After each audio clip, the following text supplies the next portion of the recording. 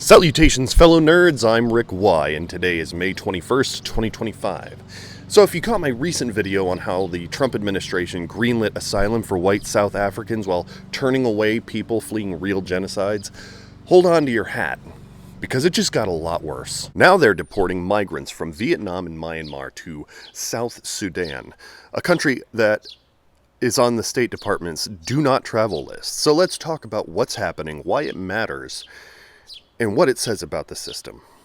So here's the basic rundown. According to multiple outlets, CBS News, Politico, The Washington Post, the Department of Homeland Security recently deported a group of Vietnamese and Myanmar migrants to South Sudan. Some had active asylum claims. Others didn't even know that they were being deported until hours before their flight. And just to be clear, these aren't people from South Sudan. They have no ties there. This is what's called a third country deportation, and it's dangerous for a whole list of reasons, starting with the fact that South Sudan is, well, on fire. South Sudan is currently dealing with ongoing armed conflict, ethnic violence, mass displacement, and famine. The U.S. government's own advisory says do not travel there, period. That's level 4, the same level that we give to countries that are actively at war. So when we send unarmed civilians, some of whom were seeking legal protection, to that kind of environment, we're not just deporting people, we're putting them directly into harm's way.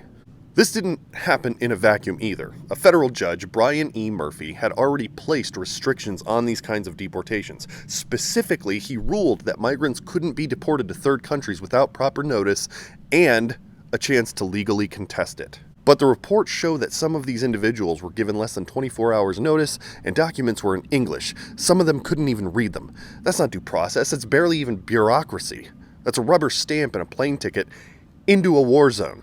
The judge has now ordered DHS to keep tabs on everyone who is deported and be prepared to bring them back if it turns out this violated the law, which, frankly, it probably did. This also fits a broader pattern. Under the current administration, we've seen a shift from immigration as a policy to immigration as punishment. Asylum access was gutted. Humanitarian parole nearly vanished. Now we're shipping people off to third countries with no legal ties and no safety net. From Title 42 to third country bans, the goal has been the same. Make migration so difficult, so frightening, and so dangerous that people stop trying altogether. And if a few human rights get trampled in the process, well, apparently that was acceptable collateral. And if that weren't enough, reports are now coming in that Afghan translators, the ones who worked with the U.S. forces during the war, are also facing deportation. These folks risked their lives to help our troops. Many were promised special immigrant visas. They stood by us when it mattered. And now they're being told to leave. We broke a very real promise to them. That's a message to every future ally that we might need. Fight for us and we'll disappear you when it's convenient. This isn't about immigration. It's about trust. About who gets protected, who gets discarded. And about how quickly the rule of law can fall by the wayside when cruelty becomes the goal. I'm not saying borders don't matter. I'm saying people do. And if we're going to keep calling this the land of the free, we'd better start acting like freedom isn't reserved for only a select few. I appreciate y'all hanging in there, and if you want to support content like this and help turn ad revenue into investments in real-world solutions, check out Project Tempest. You vote where the money goes, and together we try to fund a better future.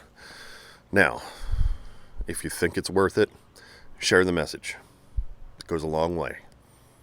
Y'all come back now. You hear?